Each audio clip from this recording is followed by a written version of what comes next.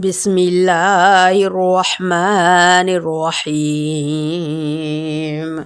ألف لام ميم. تنزيل الكتاب لا ريب فيه من رب العالمين.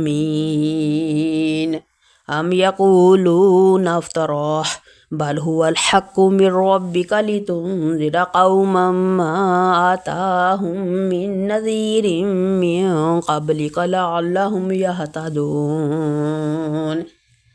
الله الذي خلق السماوات والأرض وما بينهما في 6 أيام ثم استوى على العرش ما لكم من دونه من ولي ولا شفيع أفلا تتذكرون.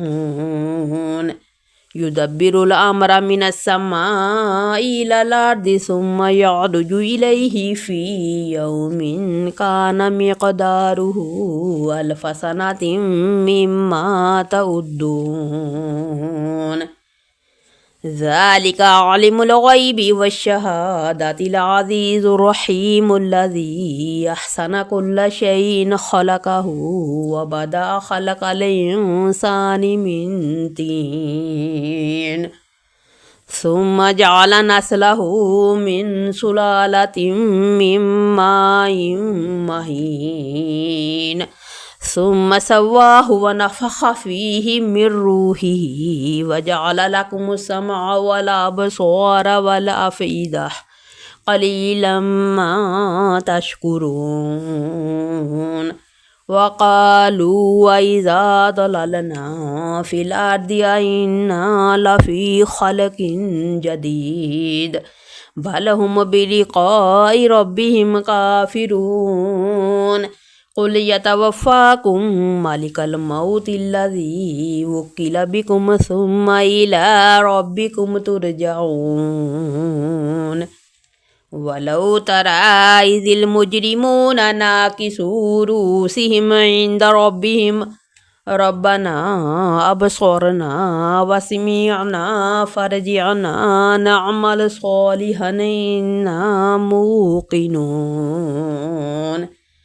ولو شئنا لآتينا كل نفس هداها ولكن حق القول مني لأملأن جهنم من الجنة والناس أجمعين فذوقوا بما نسيتم لقاء يومكم هذا إنا نسيناكم وذوقوا عذاب الخلد بما كنتم تعملون.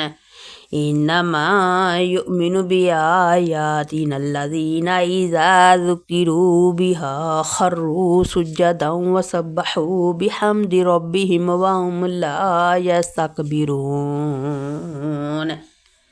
تتجافى جنوبهم عن المضاجع يدعون ربهم خوفا وطمعا ومما رزقناهم ينفقون.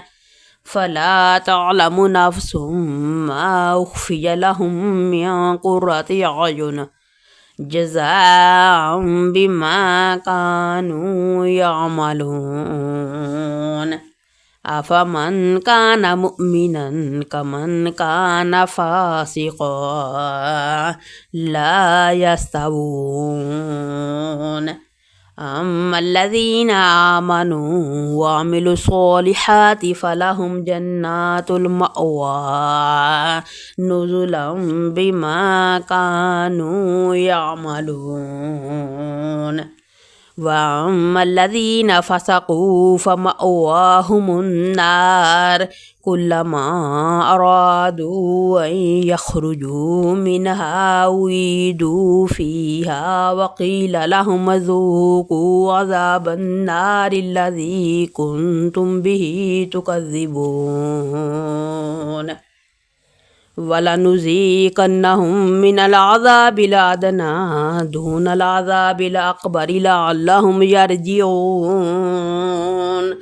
ومن أظلم ممن ذكر بآيات ربه ثم أعرض عنها إنا من المجرمين منتقمون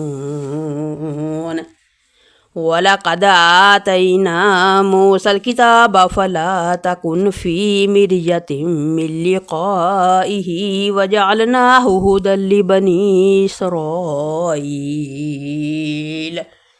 وجعلنا منهم أئمة يهدون بأمرنا لما صبروا وكانوا بآياتنا يوقنون